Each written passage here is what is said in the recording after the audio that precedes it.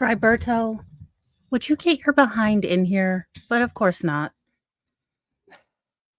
No. Fry, Fry, what are you doing? You're supposed to be on screen. You are the star of this duct tape and holy water production.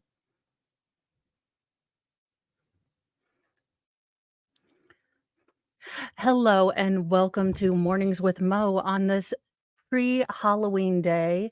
And Dennis Heaton, I hope you noticed the thumbnail. I have protected Fry's modesty. He has his own newspaper blanket now. So no more Fry bits and pieces anymore. There you go. Just for you, Dennis, because you became a member, I have protected Fry's modesty.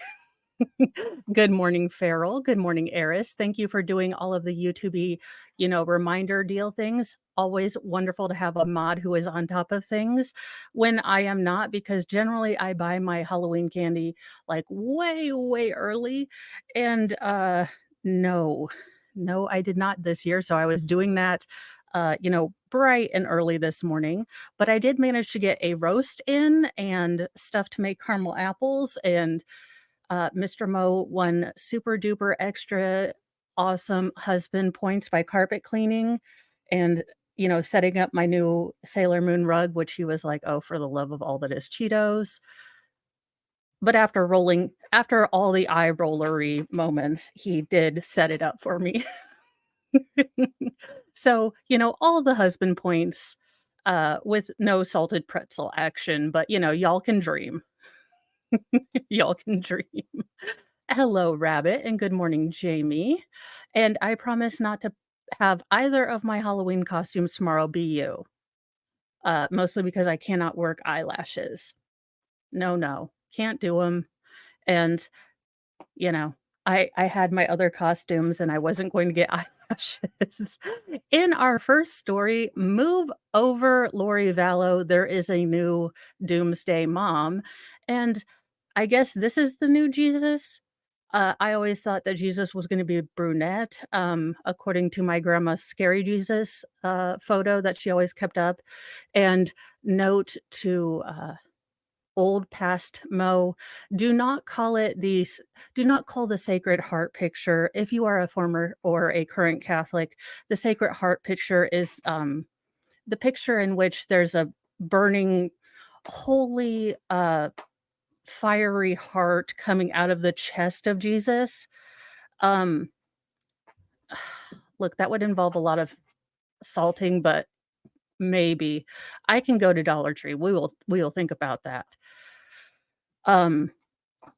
But I made the mistake of calling it the Scary Jesus picture one time to my grandma, and, yeah, that was a long lecture. So, uh, for future and past Mo reference, don't call it the Scary Jesus. It's the Sacred Heart Jesus, just for future reference. But luckily for this boy, a 16-year-old boy who is believed to have been taken from Arizona by his doomsday-believing mother has been found safe. Gilbert police officials wrote in a post on X that Blaze Thibodeau. Now, I want you to listen to these names because I truly believe that they were trying to either I mean, look, as a person who would like to start her own religion for tax purposes, I give them credit, but no, that's not a woman. This is the possibly new Jesus, in theory, from the little bit of the article that I read. But listen to these names because she was either starting a new religion or a stripper group, because his name was Blaze, her name was Spring, his uncle's name was Brooke, and then they had a sister named Abigail, but they were all Thibodeau or Thibodeau. I don't know. Look, it depends on if you're Cajun or not, and I barely pronounce names regular in Midwestern. So, good morning, Nandor's man bun. And yes, Velvet Jesus was always scary. Velvet Jesus, his eyes followed you everywhere. And Sacred Heart Jesus also. He always saw you stealing like that one piece of good candy at the bottom. and not the strawberry-shaped ones that had been there since, I believe, Jesus's first coming. Uh, quote, or sorry, Blaise Thibodeau was found by U.S. Customs and Border Protection agents at the Alcan port of entry, which is located along Alaska's border with Canada's Yukon Territory. Blaise was in the company of his mother, Spring Thibodeau, his uncle, Brooke Hale, his sister, Abigail Thibodeau. Spring Thibodeau and Brooke Hale were arrested on valid full extradition warrants and turned over to the Alaskan state troopers. Uh, the teen was reported missing on Friday when a motion for emergency temporary orders were filed by his father, Ben Thibodeau, right after Blaise was taken from his Gilbert home in Boise, Idaho. The motion pointed to an eerily similar case, Lori Vallow and her doomsday cult leader husband, Chad Daybell, that went to trial earlier this year. It was mentioned how the Doomsday Saga ended with multiple unalivings, adding that the missing teen's mom formed similar beliefs about the end of the world several years ago. Mr. Thibodeau previously told East Idaho News, "Dear Lord, this poor East Idaho News guy is just going to be stuck on weird moms for the rest of his life." He got Good morning, Christine. Thank you for becoming a member. And Kim, sorry, I don't know. We had we had all of the stuff going on. I was helping Mr. Mow carpet clean. I believe we extracted several demons from this carpet. I don't know. There there were unholy things in this carpet. I don't know what these children do to this carpet. I don't know. I don't know how many times we tell them do not eat anywhere that we're slowly replacing all the carpet. Velheimer Media, you know, yeah, probably not for broadcast. Let's see. So Mr. Thibodeau previously told East Idaho News, and I have Loki sitting directly under my computer, but eyeing my keyboard like, "You know what? I would just like to cancel this entire broadcast right now, but I will just sit here looking at you with disdain and just saying, maybe I will, maybe I won't." Uh, he feared his wife had taken his son as they allegedly believed that the second coming of Jesus Christ is approaching. Quote, "They see him as a Davidic servant, a quote, chosen individual who plays a significant role in the Savior's return. They feel they need him to take him to an undisclosed location where he will receive his calling and understand his role in the second coming."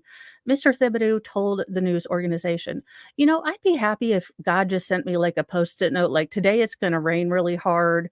Make sure your wipers are working." Just like a little, you know, I don't need to be a Davidic I don't need any of my children to be a Davidic servant. I would just like, like a little like heads up, like it's about to go down. Just be a good person or something. It's almost like he sent 10 commandments. I don't know. What in the actual world? The concerned father said that two other family members that accompanied them were his 23-year-old daughter, Abby Snar, and his wife's brother, Brooke Hale.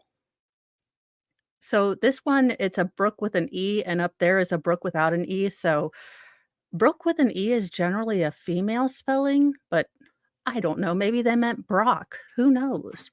Quote, "I fear for his safety, especially if my son is contentious, rebellious, or belligerent."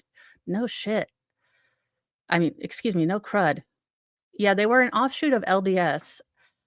Um, it is a little concerning.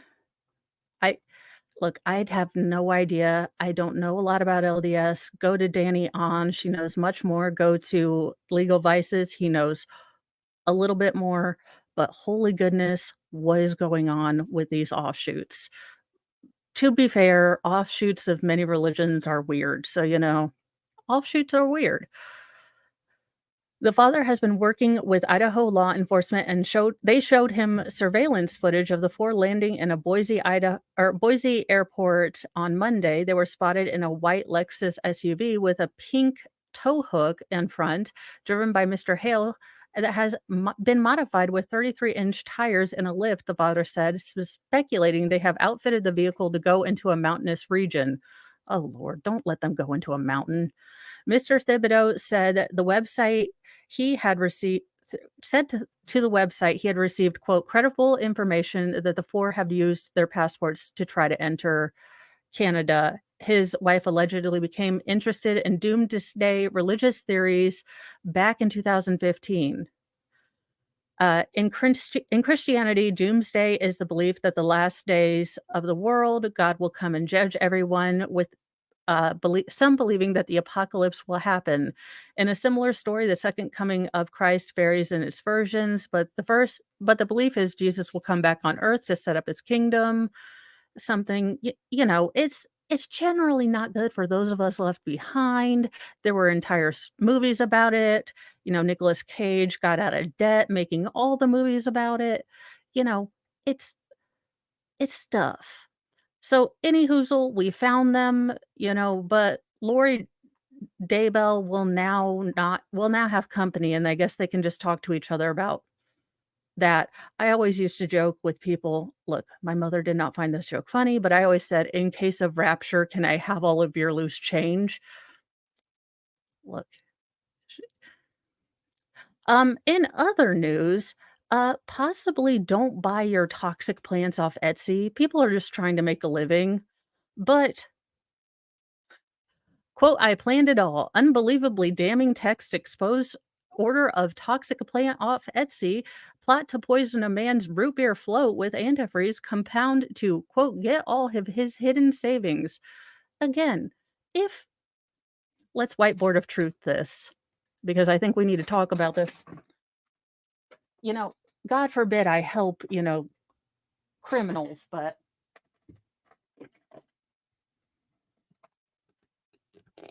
for those of you out there, this is a computer. Now, by some way of magic, let's just put a little cop light up here and it's all bright and it's on top of a cop thing and it's spinning around and it's just doing the little light thing. And then here is your phone that also has, we'll just make little text boxes, texting and just a texting and back and forth with just all the. Well, thank you, Loki.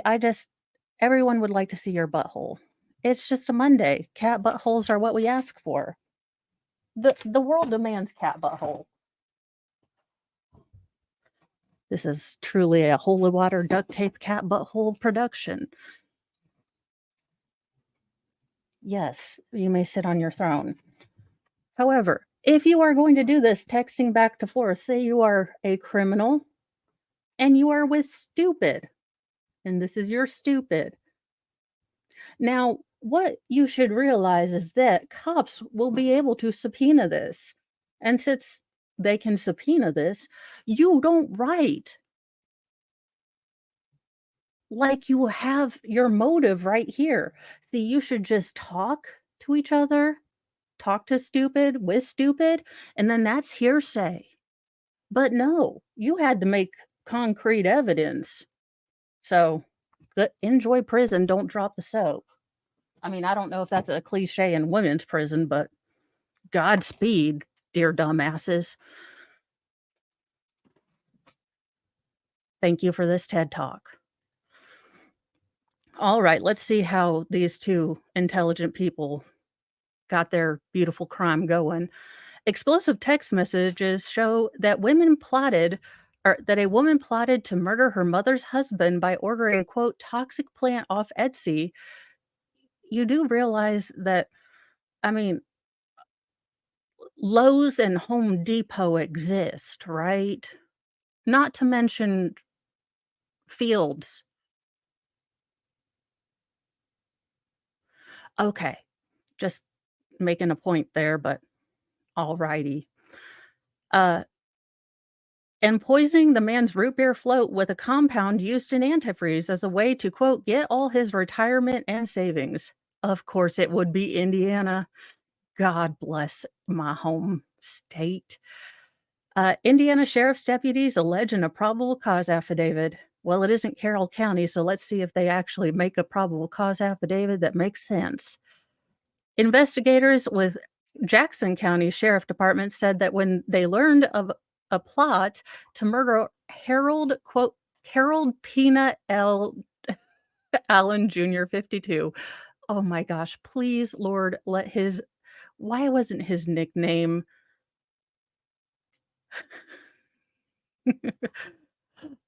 Oh, goodness. His name could have been Tater Salad. It could have been Tater Salad, and this could have been made my day just so much better, but no. Um, was put into motion as early as the start of November 2022 when Ashley Nicole Jones, 29, Missouri woman who will turn 30 November 20th, allegedly began to research various poisons. A information specifically alleged criminal information specifically alleged that Jones intentionally killed Harold Allen by poisoning the victim's root beer between December 19th and December 20th, 2022, and that she did purchase ethylene glycol and or research various poisons and or did advise Marcia Allen about the effects of human body and various poisons in a furtherance of the conspiracy to murder starting on or around November 2022.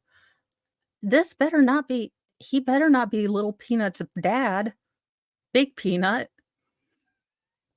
Oh, dear Lord. For the love of all that is holy.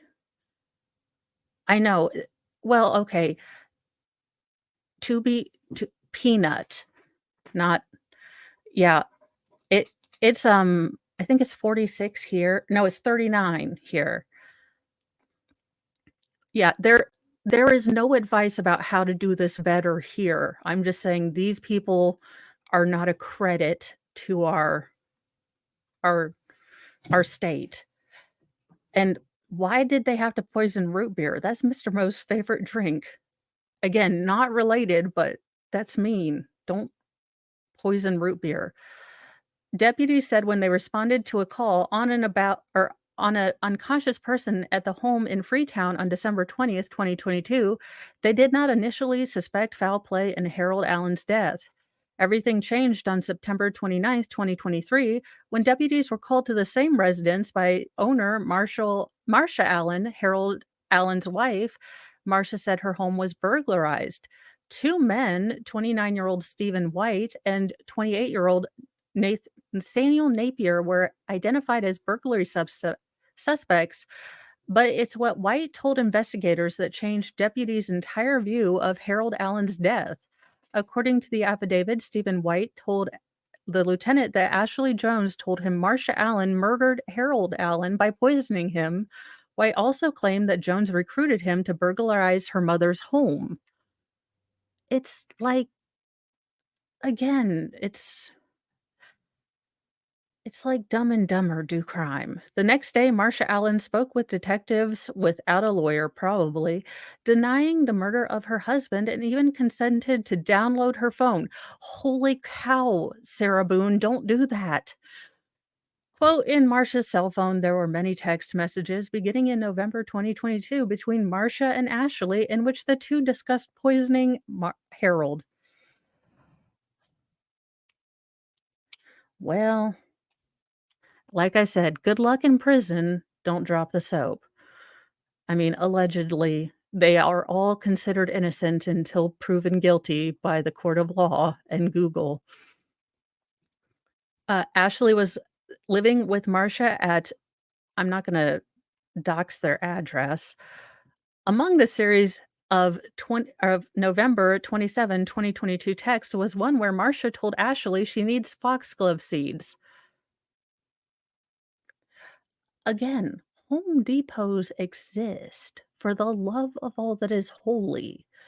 Well, I added that part. So, YouTube doesn't like you reading full articles, so I will try to add, pithy comments. So, if something sounds sarcastic and like a Moism, it is probably a Moism. I am learning slowly as well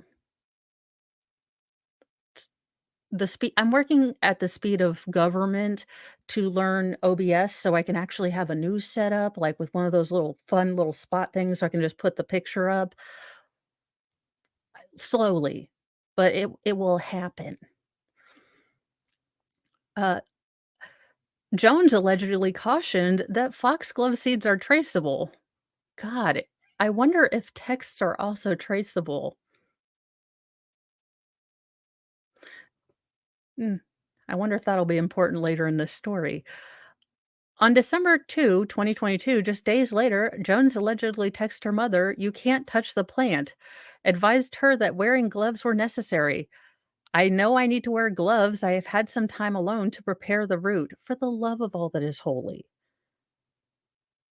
I Ethylene glycol is colorless, odorless, tastes sweet or sweet tasting compound used in consumer products, including antifreeze. Ingestion of ethylene glycol can result in death in humans. So they decided against the foxglove because it was it's dangerous to them. So they went with, this. The next day, Harold Allen died. The affidavit said that Ashley Jones went on to be arrested at her Missouri residence on October 3rd, 2023, on suspicion of being involved in the burglary of September 2022.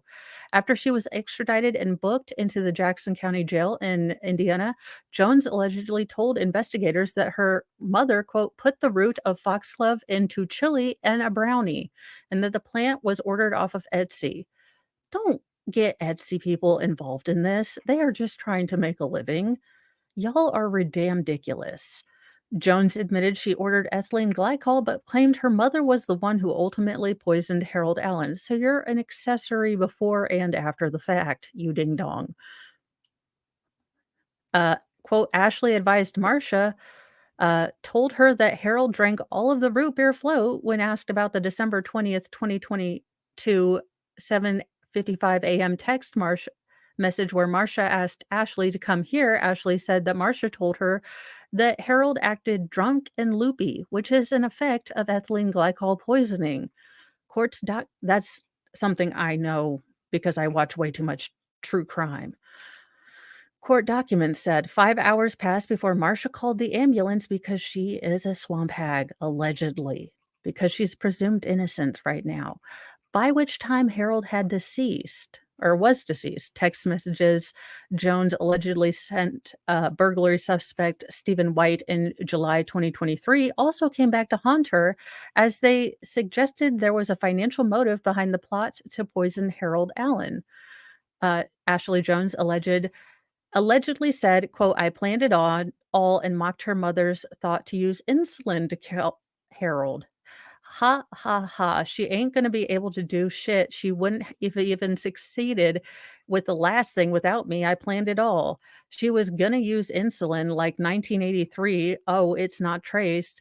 Yeah, usually, but not years ago, but 2022, yeah, it's like he's diabetic, come on. So something else was hatched and we both knew that which wasn't the one planning it. She just effing effed it all up and made it less lucrative and wouldn't even make it get to the will.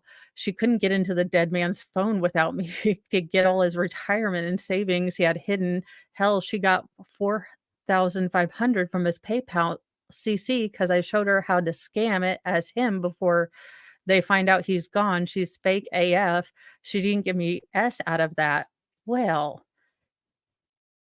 she seems like a lovely woman. I can't imagine karma being a T word to her.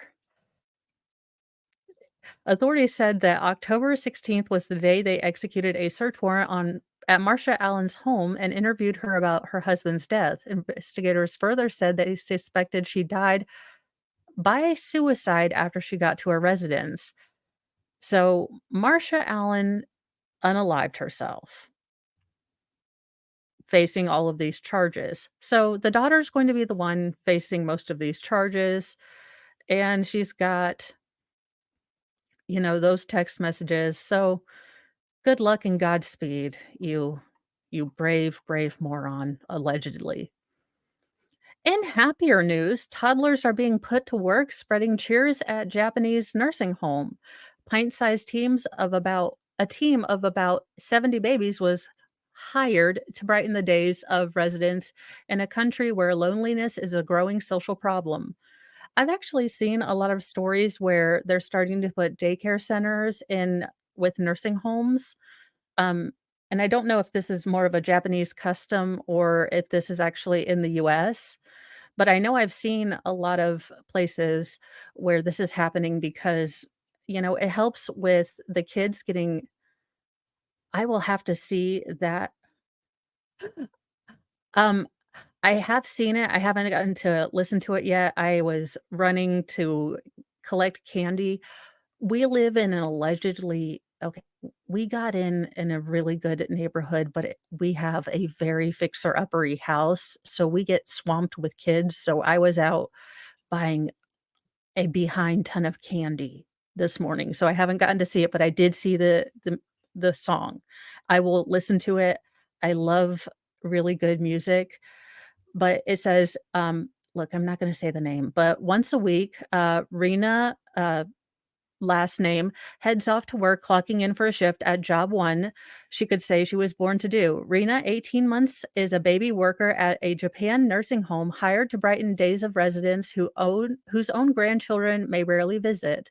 It energizes me to see them, so it really helps me, says Tasuyoto Orijo, 93, one of the 100 residents at the Inochen nursing home in the city of look, in a city in Japan. Charlotte, good morning, and Bobby, I don't think I said good morning to you, but happy non-birthday to you. The patter of little feet around wheelchairs and walkers here is meant to ease the isolation that can come with growing older, especially in a shrinking and rapidly aging nation where a third of the population is over 65. Loneliness is such an acute problem that in 2021, Japanese government appointed its first minister of loneliness charged with helping people of all ages connect, especially after COVID thing that we are not allowed to talk about. The nursing home director, Kimi Gondo, came up with the idea of baby workers 3 years ago when her own newborn granddaughter was visiting and she saw how happy it made the residents. Quote, "When I saw the elderly people smile, I realized the power possessed by infants," she said in an interview as the baby wailed in the background. The nursing home now has 70 baby workers who can inspire even the toughest residents. Just by seeing a baby walking around, they smile and start to speak, Gondo said. The bite-sized team works flexible hours strolling around the nursing home with their parents, mostly mothers. Quote, "It's funny, I'm not working, but Reina has a job," her mother, uh, Kane Shinjohara.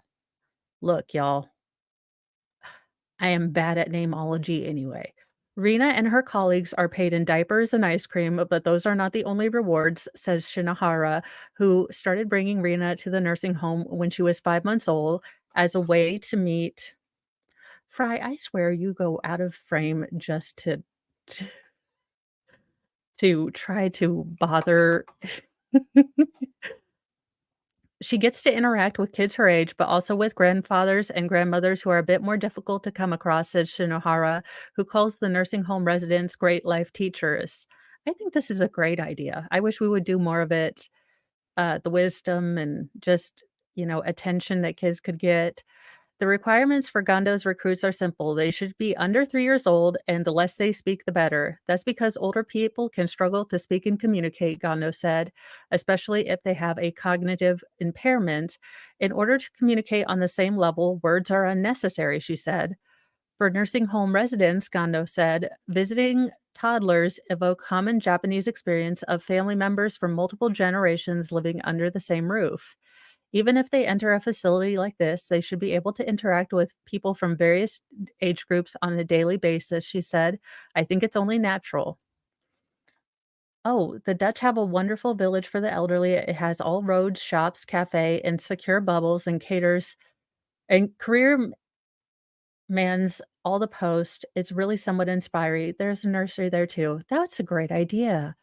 I, I think that we're going to start seeing this as we have an upside down sort of age. People okay, not me, but people are having less children.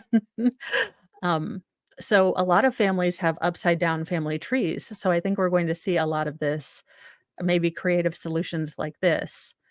Occasionally, there are days like today when she cries, her mother says, and I think, oh, she's really working hard. But this is a lovely idea, and it's nice to have some good stories mixed in with, well, root beer poisoning. In other news for science and aurora lovers, if you like the Northern Lights, then 2024 may be the great year of Northern Lights due to a solar maximum. Now, look, we skipped out on the whole 2020 or 2012 thing. They better not have, switched it up in the Mayan calendar and it was really 2024 is all I'm saying. All I'm saying is if they, forgot to carry the 2 or something and it, was 2024, then that splanerates a lot of things. But we get good northern lights, so that's good. Northern light lovers, 2024 might be your years or your year.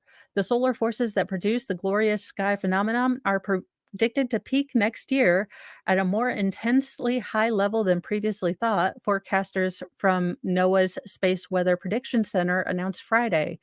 Solar activity will increase more quickly and peak at a higher level than predicted by the panel last December or December 2019, the Prediction Center said in a statement. The updated prediction now calls for the solar cycle 25 to peak between January and October in 2024. But with the good news about the potential uptick in aurora sightings the next year comes the worrying side of, the whole the solar activity causing a big EMP and, taking out all GPS signals, which mean I don't know how to get anywhere. Uh, So it could interfere with the electrical grid, degrade GPS signals, increase orbital drag on satellites, pose radiation hazards to airline crews and astronauts. So, good with the bad, but hey, pretty skylights. Um, if you would like to learn about solar cycles and other things, you can, of course, go to Google, but the sun does go through cycles. So there are solar maximums and solar minimums. So, there you go. In other crazy news, this woman was apparently did not want to ever have to redo her eyebrows ever, and she was a mastermind. Mother convicted of helping her son and his girlfriend unalive and rob the girlfriend's childhood friend. Again, her third eye may have been a little fuzzy. Maybe it was how she drew it. Maybe there was something lost in translation between the tattoo artist and her that didn't foresee that she would get caught. Who knew? Jurors convicted a woman of helping her son and his girlfriend murder and robbed a childhood friend in the DePage County State's Attorney Office in Illinois announced Friday. Candace Jones, 43, faces 75 years in prison for murder and armed robbery, they said. Prosecutors have called her the quote unquote mastermind. And, nothing says mastermind to me like, I don't, is that a, I can't tell if it's a peacock feather or just an explosion with a third eye and then her eyebrows where one is slightly angrier than the other. Look, she had obviously not done her makeup for her mugshot. So I think we're going to give her a pass on that. Maybe it looks better when she's all done up.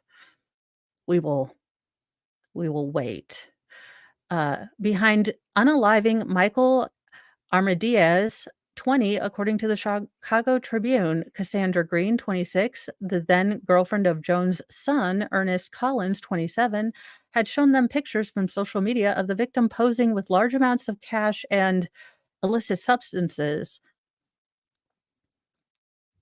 Because that's where if you have robbable items, what you really want to do is splash them all over the internets for people that are unscrupulous to see so that you can make yourself a target. Sounds like a good idea. According to prosecutors, Jones gave her son the pew pew. You're gonna do this, she said. You know, the typical mother and daughter or mother and son talk that you have every day. Um, like, "Hey, son, Today, I'd like you to take out the trash. Also, you showed me that picture of your young gentleman friend that your hookup piece is said was a friend, and, I think that you should take my pew pew and go robolate him. You could be a robular. Would you like to be a robular? I think that's a po no, no no mu okay, good deal. I generally just tell my kids, "Have a good day. Don't let me get a call from the principal." Apparently, their mother-son talks go very differently, but to each their own. Green lured, Emer Diaz from her childhood friend with a Snapchat message at, the night of January 19th, 2019. She picked him up in an SUV where Collins was hiding in the back.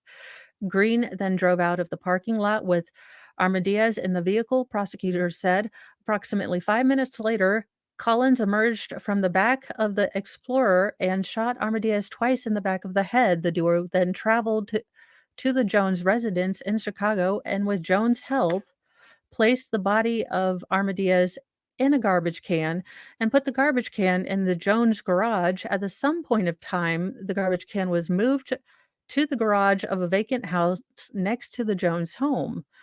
Taking the victim's apartment keys, Jones and Green burglarized the residence the next day. Oh, well, he doesn't have the face tattoo, but nothing says love like, neck tattoo name.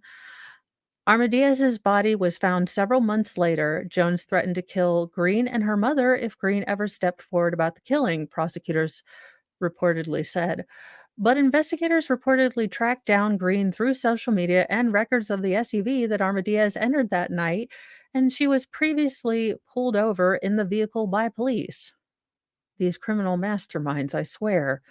It's like Scooby Doo and the Hardy brothers got together, and Nancy Drew had a illicit love child with these three. Green pleaded guilty on August 19th, 2022, to one count of armed robbery with a pew pew. In exchange for cooperating, she is scheduled for a hearing to take place November 13th. Jones is scheduled for court on December 18th to regarding to return of her pre-sentence report and filing of post-trial motions, prosecutor said. As for Collins, he was convicted last month of first-degree murder and armed robbery and faces up to life in prison. Yeah, I can't imagine these trio couldn't pull off the crime of the century. For the love of all that is holy. Um, in other news in Seattle, my shock, you can't imagine it. Residents are incensed after a man destroys Seattle Park with a stolen excavator. Apparently, things have gotten so, well, in the wonderful free state of Seattle and its current state, apparently stealing cars is just too mundane. This particular resident decided to steal an excavator because it was left out and unchained. I don't know. People living near the Jose Rizala Park in Seattle Beacons Hill neighborhood are upset because they're living in Seattle and paying Seattle money to live in Seattle, and they're still having to walk in poop streets, and then someone steals an excavator because holy God, of course they did. Uh, are upset. This is my okay, after that, because their beloved park was ripped up with a stolen excavator. Quote, "I just happened to come across him as I was coming home," a park steward and volunteer of Genevieve said Genevieve Courtney. He was driving on the sidewalk. Courtney told Fox 13 News she witnessed the ordeal and called 911. She said it was happening around 6:30 p.m. on a Saturday. What kind of world do we live in when on 6:30 on Saturday, some guy's just like, "You know what? Imma steal an excavator." Quote, "He was driving a little crazy with this heavy piece of machinery," she said. Witnesses said the man was driving the stolen excavators recklessly and damaging the city park. It'd be funny if he just started I mean, in another situation, if he just started driving it and doing all the projects that were supposed to get done, like, just a bunch of angry, handy construction people were just like, "Look, this project's taking too long. We're gonna Hank Hill this out, and it'll be done in about 10 minutes, okay?" Hank Hill and, the guys from the street, rest in peace, Dale Gribble, but they got together and, I-95 was done in, like, 2 weeks. Look, my this story would have been much funnier if it had happened that way. "I've spent hundreds of hours volunteering here," she said. "It's upsetting to see all the destruction." Courtney said she called 911 about 6 times before the Seattle police arrived. "I didn't feel like they were taking me seriously," she said. They were like, "Does he have a weapon?" I can Okay, I don't know how to do this, but we need to get this 911 call because I believe it's probably hilarious AF. Okay. 'Cause I'm sure that you know how these 911 people are, and I know they have to ask these questions so they engage the logical part of your brain, and they get all the information so that the first responders aren't walking into a deadly situation. But they ask these repeat questions like, "Does he have a weapon?" "Well, he has an excavator." It's kind of a large thing, and, uh, officers arrived in the speedy time of 1 hour later. Get your stuff together, Chicago, or not Chicago, well, Seattle. Video shared with Fox 13 News from We Heart Seattle shows police escorting the man up a ditch. He was compliant, said We Heart Seattle's Andrea Soares, but he did tell police he had permission to be there and set up camp. He was just setting up his camp, y'all. It's the summer of love. It's Chaz 2.0. Be quiet. The organization told Fox 13 they've seen the man around the park before. People have called police on him previously. This isn't the first piece of equipment we found in the area. He's also pulling pallets in the park earlier. Residents said the entire situation is frustrating. He's undone hundreds of hours of volunteer work, said Park Steward Craig Thompson. What we've seen today is one person who decided to undo all that work for the sake of whatever reason he had in his irrational mind. During a cleanup of the man's encampment Sunday, volunteers said they found, um, I know you all are going to be shocked, and I don't want to, so brace yourself, illicit substances. It turns out he's somewhat of a what we what I like to commonly refer to as a street pharmacist. We Heart Seattle said that should have been a wake-up call for city leaders. City leaders have had many alarms that they've put on snooze for Seattle. I don't know that this is going to stop them. You might have a killdozer incident allegedly before they wake up. They have hit snooze for like 70 bajillion times, okay? For someone to have the nerve to take a piece of equipment of this value and destroy our urban forest makes you question everything. Why are we here in the first place? Why has Seattle become a no rules playground? It is still unclear where the man got the stolen excavator from. It's believed it was taken from a nearby construction site. Nancy Drew, the Hardy Boys, and Scooby Doo, we all need you in San Francisco. I'm just saying. It did damage to the park, one volunteer said. It would do damage on the way out. Well, I mean, I'm sure once we get, the crack team of Scooby Doo, Nancy Drew, and the Hardy Boys, we will figure it out. In embarrassing news, and normally I don't do political stuff, but I will just play this video of Mr. American Psycho possibly causing a diplomatic incident by running into a small child. You won't be able to hear sound because who wants to hear to Gavin Newsom talking, but oh, I know it doesn't encourage it, but it there needs to be something needs to be done in this country, and I don't know what, and I don't have easy answers, and I'm sure as a Midwesterner, it does look like it's encouraging, but I can understand there are different policies at play if you live there. But it does seem like there's something that needs to be done all over the country with the things, and I'm talking as a person who lost their first husband to addiction, and we don't have stuff in play to help. So, I don't know what we do. I wish I had an answer. I do, beyond snarky sarcasm, which I don't. So, I have ideas, but I don't think they'd be very good. Yeah, so Gavin Newsom is out here tackling small child. Yeah, yeah, the rate of the cost of living there, I always wondered how Full House afforded that house, but it's crazy expensive out there. I've always wanted to visit Seattle, but it is crazy expensive. It's a beautiful place though. I mean, I've seen pictures, but I'd have to leave my house, and I'm kind of like Jamie, like, "It's outside my driveway." I don't know. So that's Gavin Newsom tackling people. It's a bit interesting.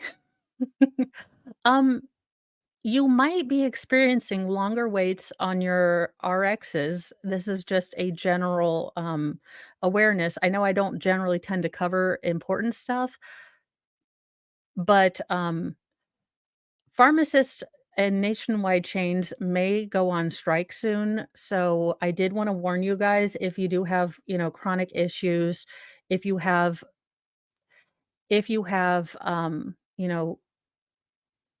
things that you need to take, if you have prescriptions that you need, I would just like, you know, to let you know that this is something that is on it's on slate. It could happen. So, to prepare yourselves, if you need, to talk to your doctor, maybe get a 90-day supply instead of a 30-day supply because this is on the slate. But let me get into the article to let you know what's happening because it might not happen, but I do want you guys to be, you know, informed. Well, that's true. They did have uncles to help pay the bills. But I did want you guys to be informed just in case, because I do know this is something that was a bit worrying to me. Frustrated pharmacists could go on strike in rare protest. Pharmacies are boring. Pharmacists are supposed to be boring, but lately they might be getting too interesting for comfort.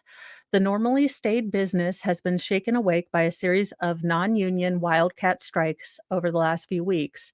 In incidents scattered around the country, pharmacists have refused to go to work or walked off the job. There are signs that a larger strike is brewing, with more walkouts targeting large chains like Walgreens, CVS, and Rite Aid in late October and early November. The pharmacists don't have a union, so there's no way to tell how many people might participate or how many locations could be affected. The strikes are unusual in that the strikers aren't asking for their employers for better pay. They're asking them to hire more staff so the workloads are less overwhelming. They are also seeking better working conditions in many cases. Quote, it's really about having support to do the job safely, Bled Tano, a pharmacist in Oklahoma City. She currently works for a hospital pharmacy and formerly worked for Walgreens. Tano isn't going on strike herself, but she's been a spokesperson for frustrated pharmacists.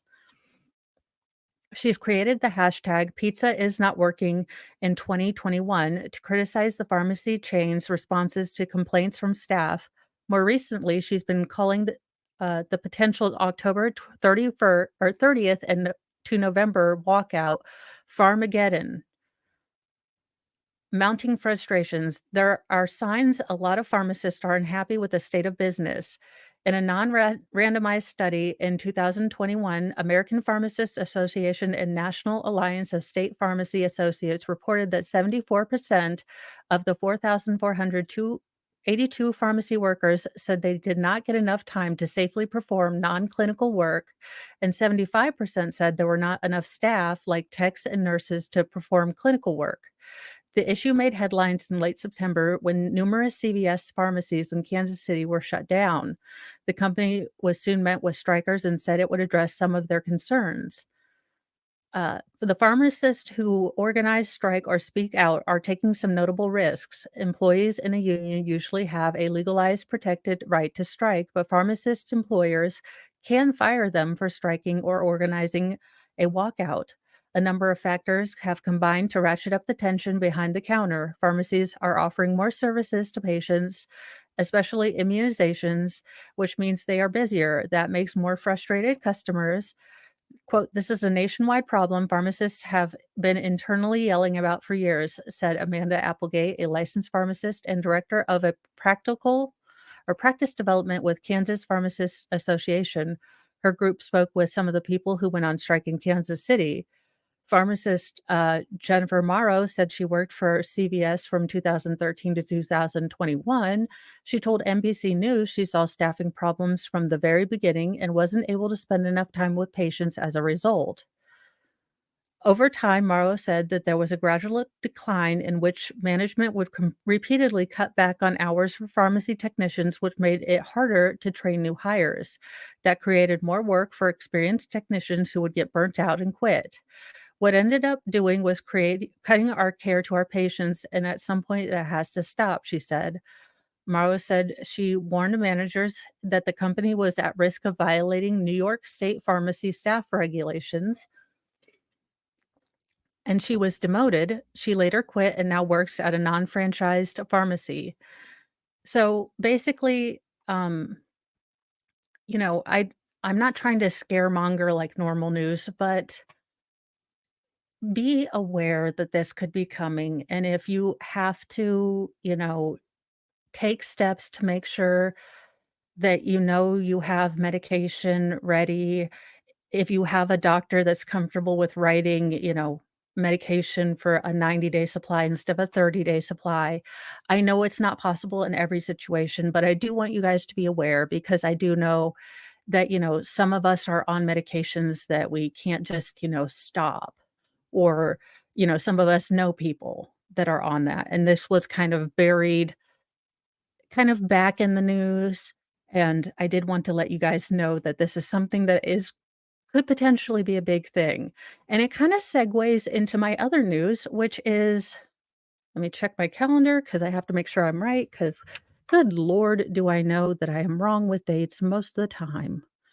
But on November 6th, there will be no newsy news because, yeah, it's going to be next Monday.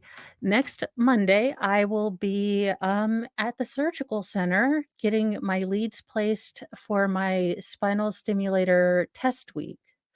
So the rest of the week should be completely normal. I should be able to do all the things. In fact, I'm encouraged to do all the things to see if the temporary spinal stimulator uh thing will work. But that Monday when they put the leads in, I will obviously be awake sedated. So I probably won't be able to film that, but I can only imagine what awake sedated Mo will say. So I will not be on next Monday. I will have, I will Twitter about it and I will put that in community notes, but I wanted to give you guys a heads up that I will not be on Monday. And I'm only slightly freaked out about it. Little bit of a control freak. I'm gonna let the doctor do it, because it's on my back and I can't reach. But, it is one of those things, if it works, it works, if it doesn't, I have been researching, and while Indiana has a bit of a dearth of doctors that work with CRPS, there are doctors that are looking into it, and I think the Take Care of Maya case has done a really good job of bringing awareness out of an unfortunate tragedy. But that is the newsy news for you. So, in recap, teen not Jesus has been found. Don't text your crimes. Let's bring toddlers to the old people. I say bring all daycares should be next to senior centers. We might get more night lights, but we also might lose GPS, so I might never be able to find my way home ever again. This woman, it turns out, might not have the foresight that her tattoo implies. And, everyone steals an excavator now and then. Gavin Newsom tackles a young child to make a to make a basketball throw. And, maybe call around to your doctor and just make sure that you have, your RXs in line. I am going to say goodbye to you now. Have a wonderful day. If I don't see you until nightly newsy news, I will be going over with Nicholas to watch the Charlie Adelson case and see how that is going, and to take Mr. Melting Fry out. Have a lovely day. Thank you all for joining me this morning, and I will see you tomorrow in one of my 2 costumes. I hope you will enjoy. Have a wonderful day and have do something nice for yourself. Have a good day. Bye, guys.